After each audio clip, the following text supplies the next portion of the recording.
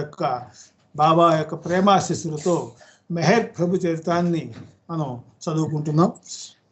మొన్న మంగళవారం నాడు చదివింది కొంచెం మన్నం చేసుకొని ఈరోజు మళ్ళీ కంటిన్యూ చేస్తారు దాన్ని.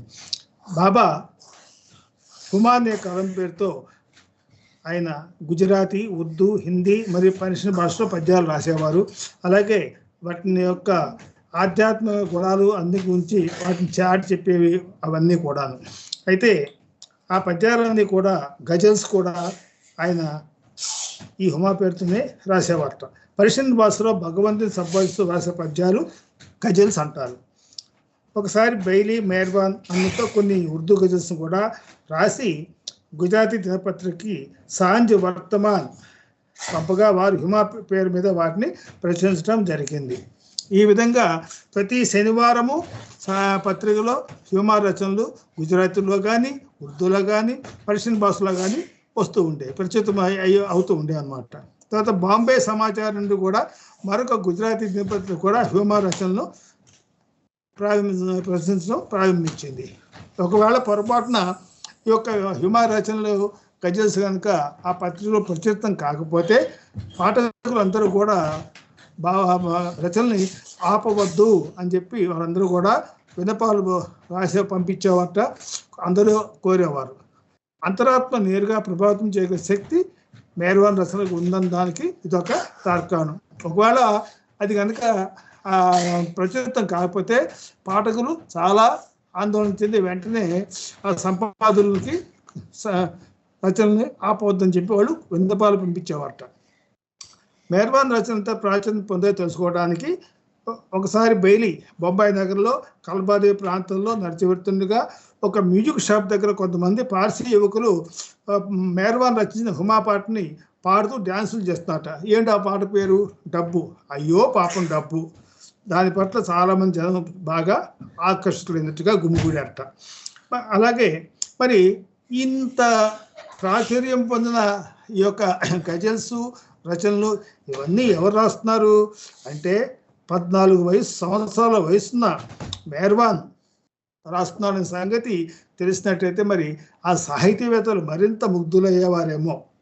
ఈ విధంగా అదే కాకుండా మెహర్బాన్ కూడా నాటకాలు వేసేవాట. తన స్కూల్లో పునానగర్లో ఉన్న క్రైస్తవ యువకులతో కలిసి YMCA అనే ఒక సంఘాన్ని స్థాపించి ఆయన నాటకాలు వేసేవారట. ఎన్నో పాత్రలు ఆయన పోషించారట. మెహర్బాన్ చాలా బహుమతులు కూడా అందుకున్నారు. ఒకసారి విన్సెంట్ పాఠశాలలో చదివే రోజుల్లో ఆమె ఎక్కడికి వెళ్తుంది, ఆమె అక్కడికి వెళ్తుంది అనే నాటికలో బాబా ఒక పాత్రను గొప్పగా పోషించి ప్రశంసించి అందరూ నిలబడి జయ జయధ్వానాలతో శ్లాఘించారట మెహర్బాన్ను. జంషెడ్ కూడా స్కూల్ నాటకాల్లో పాల్గొనేవాడు. అలాగా మెహర్బాన్, జంషెడ్ ఇద్దరు సోదరులు కూడా నాటకాల్లో పాల్గొనడానికి కలిసి రిహార్సల్ చేస్తూ నాటకాల్లో పాల్గొనేవారు.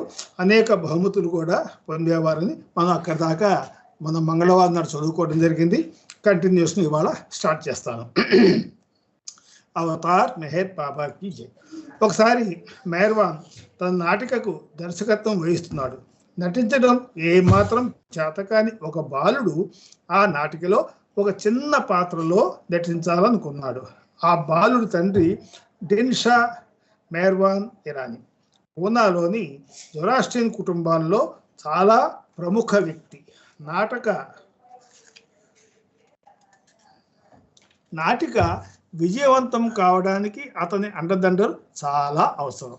కాబట్టి నటించడం రాకపోయినా ఆ నాటకములోని నటీనటులతో చాలామందికి అతను నటించడం ఇష్టం లేకపోయినా ఆ బాలుడికి నాటికలో పాత్రను ఇచ్చారు. కథ ప్రకారం ఆ నాటకంలో ఆ బాలుడు చేతిలో ఒక బాకును పట్టుకొని స్టేజీ మీదకు వచ్చి గుజరాతీ భాషలో ఓ ఓ నా తండ్రి గారి ఆత్మ అని గట్టిగా అరవాలి.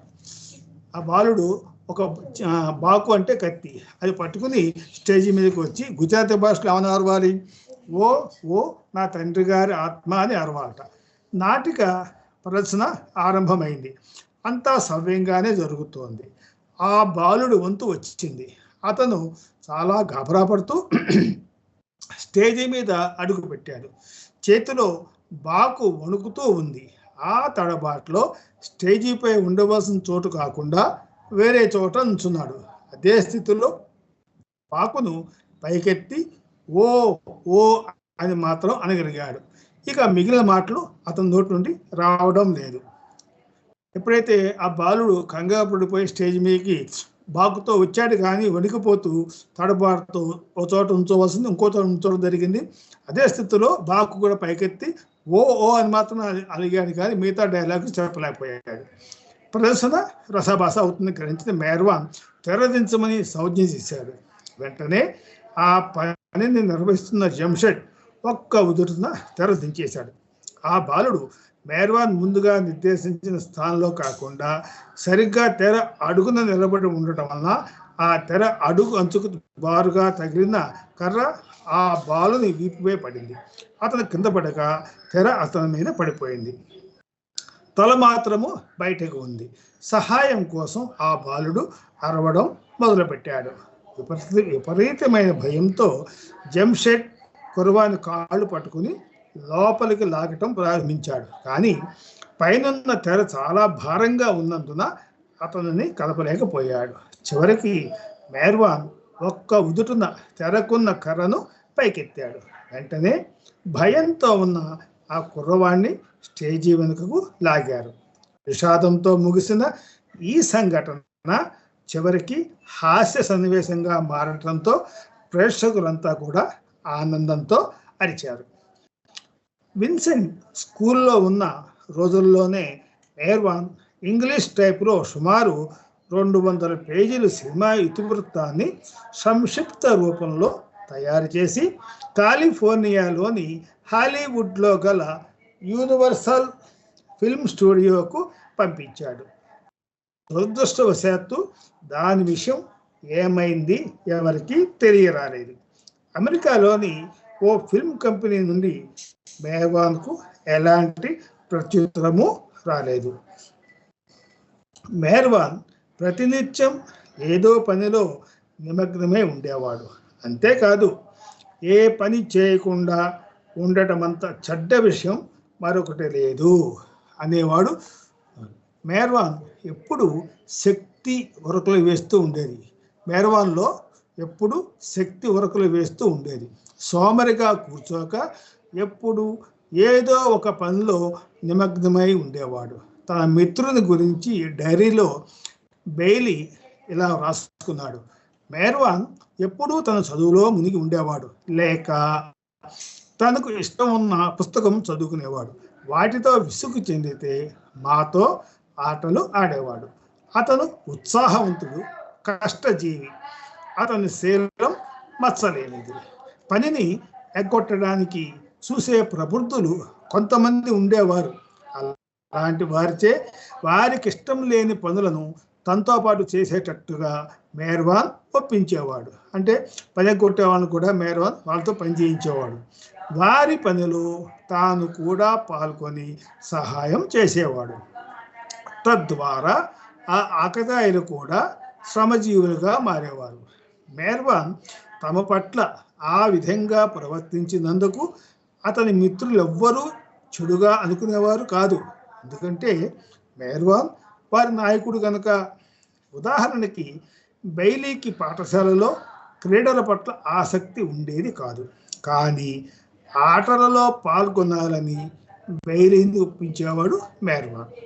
వార్షిక క్రీడోత్సవాలలో బెయిలీ తన పేరు ఇవ్వనప్పటికీ క్రీడాకారుల జాబితాలో అతని పేరు చూసి మిత్రుడు ఒకడు చెప్పగా బెయిలీ ప్రిన్సిపాల్ను కలిసి తాను క్రీడల్లో పాల్గొనలేనని, తన పేరు పొరపాటుగా జాబితాలో చేర్చారని వివరించాడు. ఒకసారి జాబితా ప్రకటించాక ఆడి తీరవలసిందే అని, అలా కానిసో పాఠశాల నుంచే తొలగించడం జరుగుతుంది అని బెయిలీకి ప్రిన్సిపాల్ వివరించాడు. అలా ఆటల్లో నేర్పరి కానప్పటికీ బెయిలీకి తప్పనిసరిగా పోటీలో పాల్గొనాల్సి వచ్చింది. తర్వాత బెయిలీకి తెలిసింది ఏమిటి? ఇదంతా మేర్వాన్ యొక్క చమత్కారమే. బెయిలీ స్వభావరీత్యా బద్ధకస్తుడు, చదువు పట్ల శ్రద్ధ వహించేవాడు కాదు. బెయిలీ స్వభావరీత్యా బద్ధగతుడు, చదువు పట్ల శ్రద్ధ వహించేవాడు కాదు. అతనంటే సహ విద్యార్థుల్లో కానీ ఉపాధ్యాయుల్లో కానీ మంచి అభిప్రాయము లేదు. కారణం అతను పగరుమోతుతనమే. మెహర్వాన్కు బెయిలీలో పరివర్తన తేవాలి అనిపించేది. బెయిలీపై క్రమశిక్షణ చర్యలు తీసుకున్నప్పటికీ ఫలితం కనిపించక ప్రిన్సిపాల్ బెయిలీ అన్న హోమీని పిలిపించి అతని తమ్ముడు సరైన దారిలో పడనిచో అతనిని స్కూలు నుండి తొలగించటం జరుగుతుందని హెచ్చరించాడు. మెహర్వాన్ తన ప్రభావంతో బెయిలీకి నచ్చ చెప్పగలడని హోమీకి తెలుసు కనుక ప్రిన్సిపాల్ యొక్క హెచ్చరిక గురించి మెహర్వాన్కు తెలిపి బెయిలీకి నచ్చ చెప్పమన్నాడు. వెంటనే మెహర్వాన్ బెయిలీతో మాట్లాడాడు. ప్రిన్సిపాల్, ఈరోజు మీ అన్న హోమీని పిలిపించి మాట్లాడాడు. నీకు ఈరోజు ఒక చిన్న పరీక్ష పెడతారట. దానిలో నీవు ఉత్తీర్ణుడు కాకపోతే నీ గురించి నీ తల్లిదండ్రులకు చెప్పి పాఠశాల నుంచి నీ పేరు తొలగిస్తారట అన్నాడు మెహర్వాన్. అయితే నన్నేం చేయమంటావో చెప్పు మెహర్వాన్ అని బెయిలీ అడిగాడు. మధ్యాహ్నం విరామ సమయంలో పద్య భాగంపై నీకు పరీక్ష జరుపుతారు కనుక నీవు తప్పనిసరిగా కొన్ని పద్యాలను కంఠస్థం చెయ్యి అని సలహా ఇచ్చాడు మెహర్వాన్. అలాగే చేస్తానని బెయిలీ కూడా వాగ్దానం చేశాడు. మెహర్వాన్ సూచించిన ప్రకారం భోజనానికి ఇంటికి వెళ్లకుండా ఒక ప్రశాంతమైన ప్రదేశంలో కూర్చుని కొన్ని పద్యాలను కంఠస్థం చేశాడు బెయిలీ. యథార్థానికి పాఠశాలను విడిచి వెళ్లాల్సి వస్తున్న విషయాన్ని అతడు పట్టించుకోలేదు. కానీ మెహర్వాన్ సావాసాన్ని ఎక్కడ కోల్పోతానో అన్న భయంతో అలా మెహర్వాన్ చెప్పినట్లే చేశాడు. పరీక్షా సమయంలో తను కంఠస్థం చేసిన పద్యాల్ని ఒప్పజెప్పమన్నాడు ప్రిన్సిపాల్. గడగడా చెప్పేశాడు బెయిలీ. ప్రిన్సిపాల్ ఆనందంతో హోమిని పిలిపించి బెయిలీ గురించి పొగిడి మరీ పంపించాడు.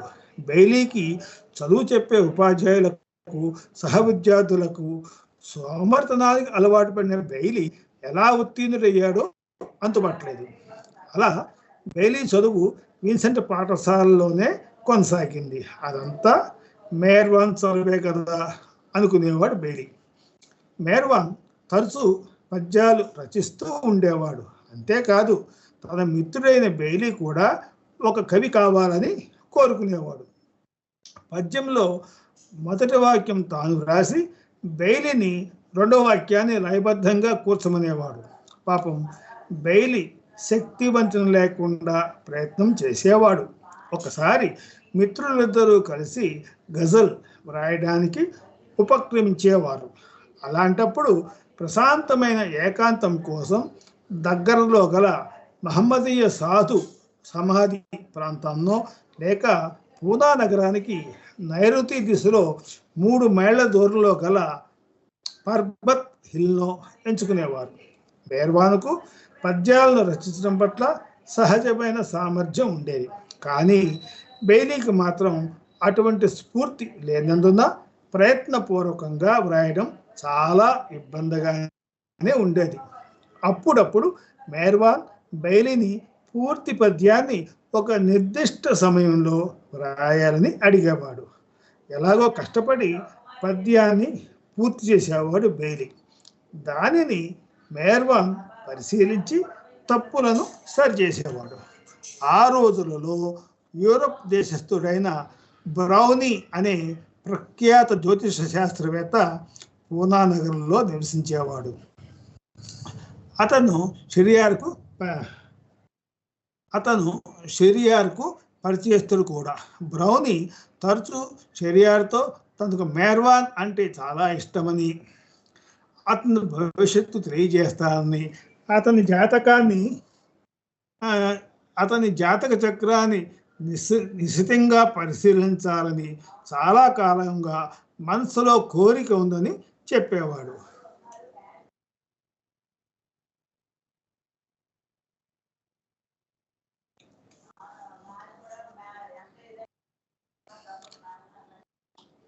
మనసులో కోరిక ఉందని చెప్పేవాడు. అప్పటికి మేర్వాన్కు 15 ఏళ్ళు నిండాయి. అటువంటి మానవాతీత శాస్త్రాల పట్ల మేర్వాన్కు విశ్వాసం ఉండేది కాదు. కానీ తన తండ్రి బలవంతం మీద షెరియార్తో కలిసి బ్రౌనీని దర్శించాడు. బ్రౌనీ హస్త సాముద్రికంలో కూడా దిట్ట.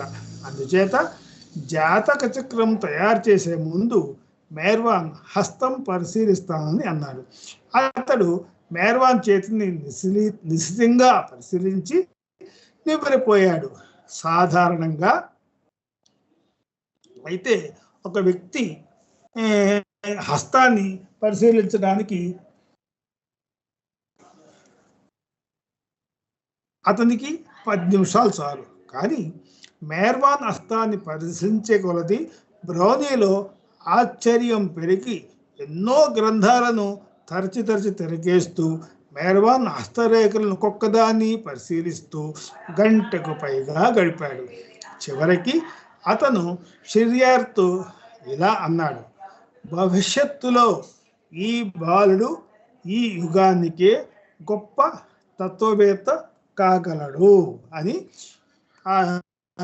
జ్యోతిష శాస్త్రవేత్త బ్రౌనీ చెప్పడం జరిగింది. బ్రౌనీ జోస్యం మేర్వానిపై కానీ షెరియార్పై కానీ ఎలాంటి ప్రభావం చూపలేకపోయింది. అదృష్టాన్ని గురించి చెప్పే జోస్యాలు అంటే మేర్వాన్కు అస్సలు ఇష్టం ఉండేది కాదు. అందుచేత బ్రౌనీ చెప్పిన విషయాన్ని చర్చించడానికి మేర్వాన్ నిరాకరించాడు. కాలక్రమేణా కుటుంబం అంతా దాని సంగతి పూర్తిగా మర్చిపోయారు. కొన్నేళ్ల తర్వాత మేర్వాన్ జాతక చక్రాన్ని మరొక జ్యోతిష్కుడు తయారు చేశాడు. అతని జోస్యం మేర్వాన్ విషయంలో పూర్తిగా యథార్థమయ్యింది. దానిలోంచి సేకరించిన కొన్ని వివరాలు ఇలా ఉన్నాయి. ఈ గ్రహభావంలో జన్మించిన వాడు గొప్ప సత్కారాలు చాలా చేస్తాడు, కఠోర పరిశ్రమకు లోనవుతాడు, ప్రపంచ ప్రసిద్ధుడై వైభవాన్ని అందుకుంటాడు. అతని భక్తి భావన ప్రగాఢము, అత్యంత గంభీరము. అతనిలోని సర్వసంగ పరిత్యాగ భావన ఒకనాటికి ప్రస్ఫుటంగా భాసిల్లి తరువాతి కాలంలో అతను గొప్ప యోగిగా, దివ్య పురుషునిగా స్తుతించబడతాడు. అతను అద్భుతమైన ఆకృతిని, ఆకర్షణ శక్తిని కలిగి ఉంటాడు. తన దృష్టి పడిన ఏ వ్యక్తినైనా సరే తన ఆకర్షణతో ఆకట్టుకోగలడు. సారాంశం ఏమిటంటే, అట్టి వ్యక్తి మానవాళి శ్రేయస్సుకై గొప్ప కార్యక్రమాన్ని చేపడతాడు.